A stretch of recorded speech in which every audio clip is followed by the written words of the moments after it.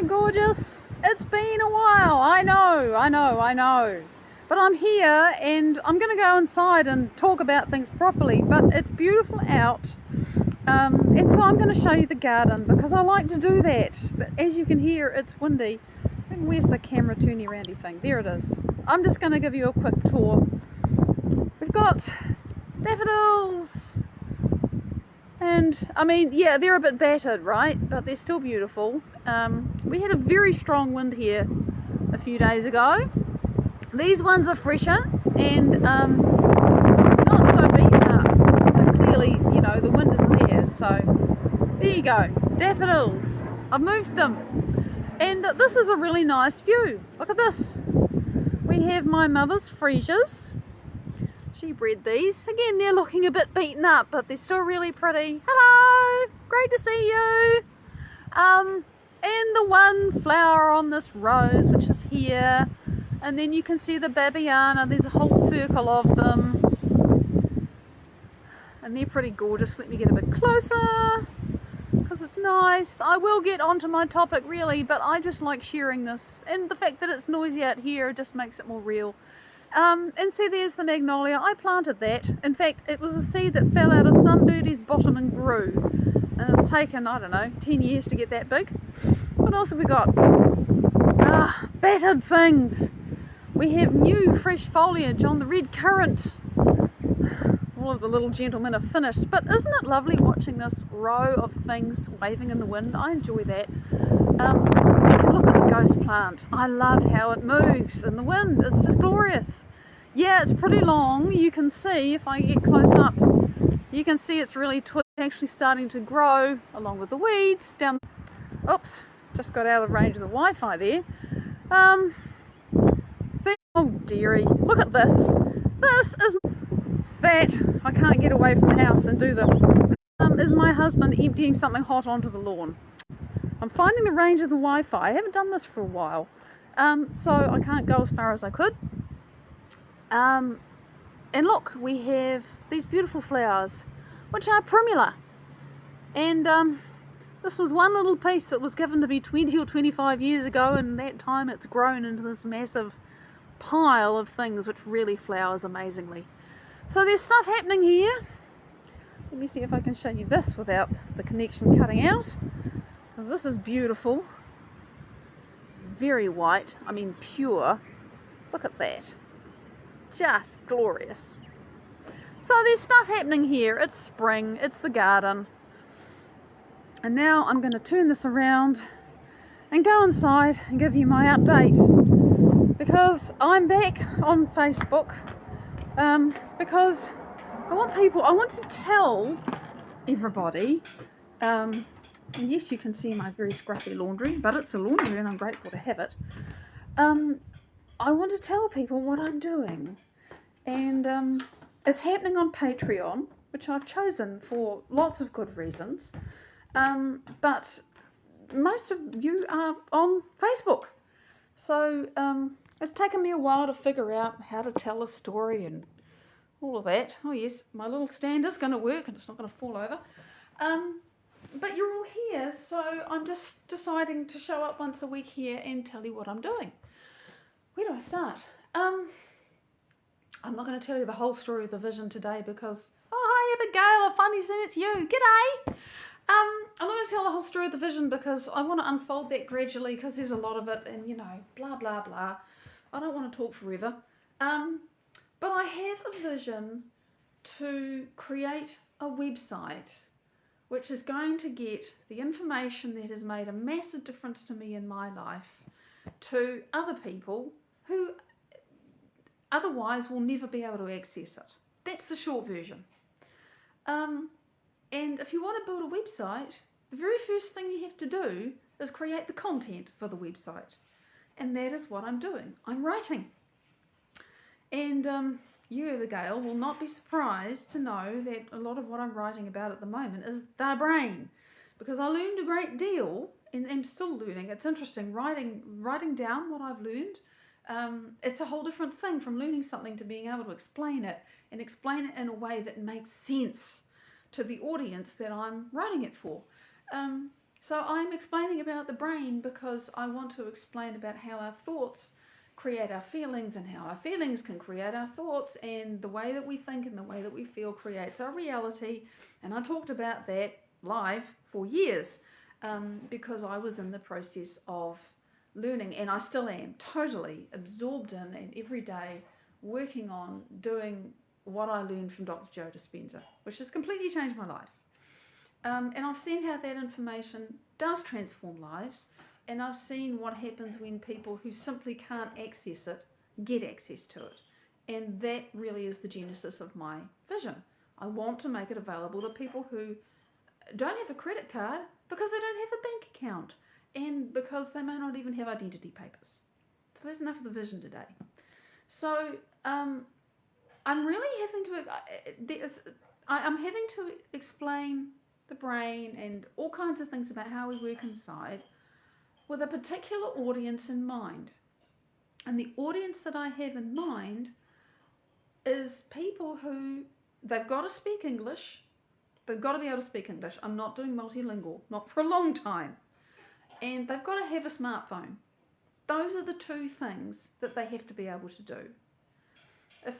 I can't help people if they can't speak my language, because I'm not going to learn, all the others.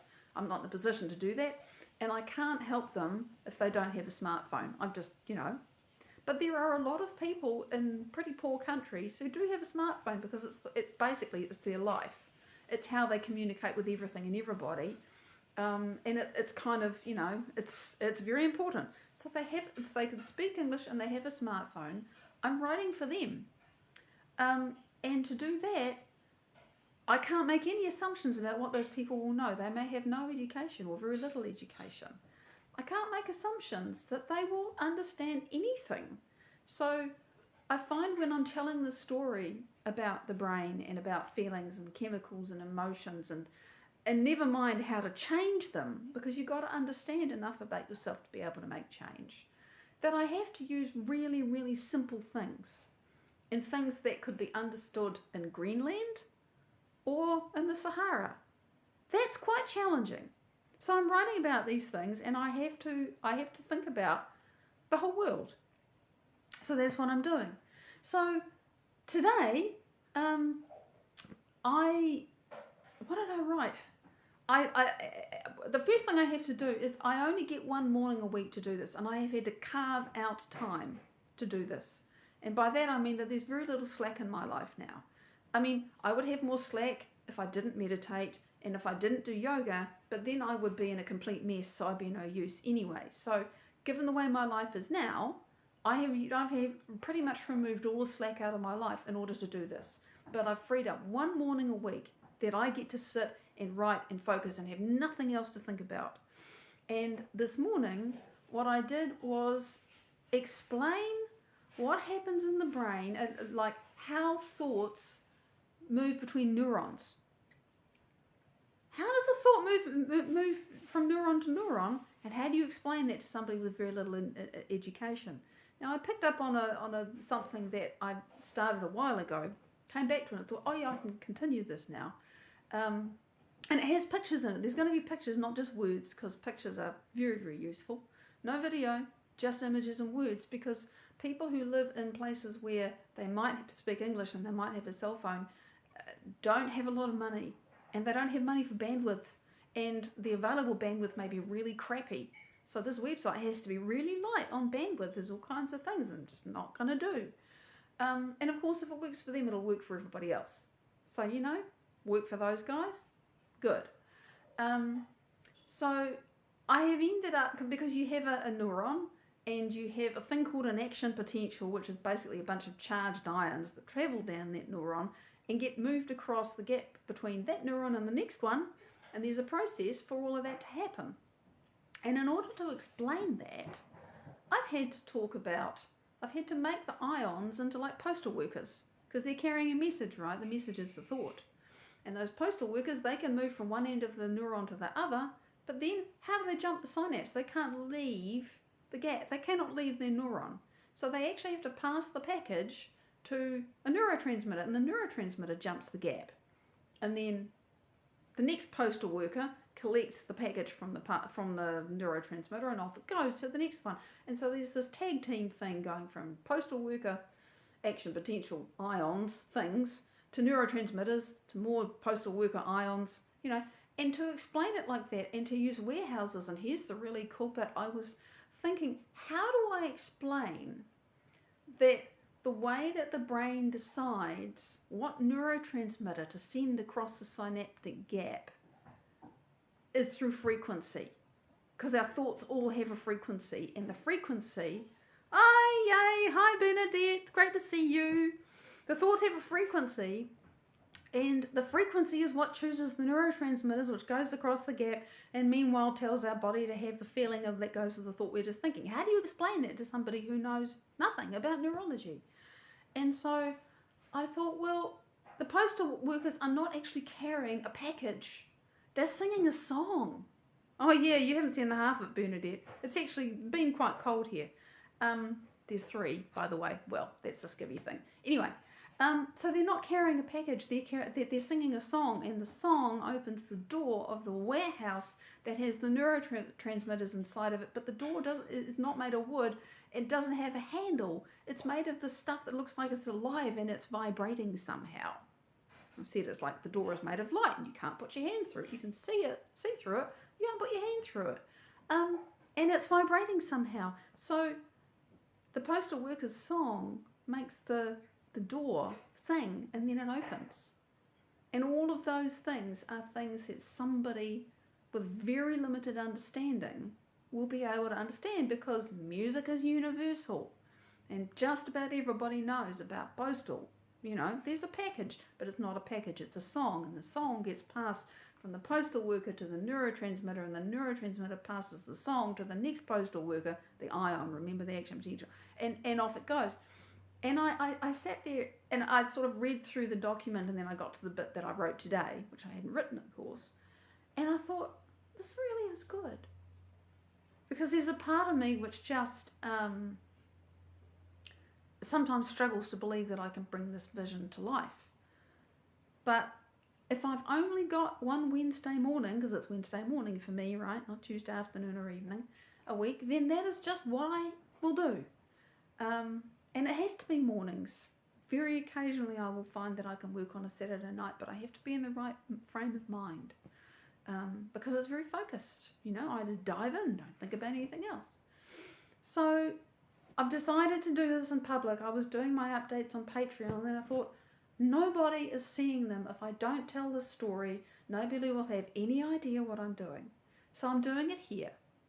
And yes, I will always wander around the garden or wave some crystals at you, because it's nice to give people an opportunity to come on, and you'll get into the habit again of knowing that I'm going to show up on this day, your Tuesday maybe, my Wednesday at lunchtime, because I've just spent the morning working. I'll give you the update, tell you what I've been doing. If you would like to support me, I have a Patreon page. Oh geez, I better put the link. See in the description. I didn't even think to put the link in the description. I am on Patreon. You don't look for Maddie Schaefer, you don't look for Oneness Evolving, you look for GodOfMe, all one word. I will edit the description when I finish this. For $5 a month, you can support me as I do this. Join the journey. There are special things for patrons. I'm still working my way out exactly what I'm doing in Patreon. It's a very interesting thing, and you think, well, what am I going to do? Because I have to tell the story in public, but what am I going to do that's special for my patrons? And I'm going to be sharing some of the content, and I think I'm going to be asking for feedback. I don't know. It really is an interesting thing. I have to give some value in there. But if you would like to support me for $5 a month, you can, and I would really appreciate that. It'd be so cool. And yes, I'm offering coaching, 3 spots only, to people who really want to do that. But my focus now is this, and just to live my life well, continue my own journey, which is never ending, and build this, because this is the vision that owns me. It isn't my vision, it owns me. It's owned me for years now. And now, at last, I have the space to actually do something with it. So one Wednesday morning a week, I'm getting on with it. So thank you for joining in. I will be here next week, same time, more or less, with another update. And I'd love to see you on Patreon. Big love. Bye for now.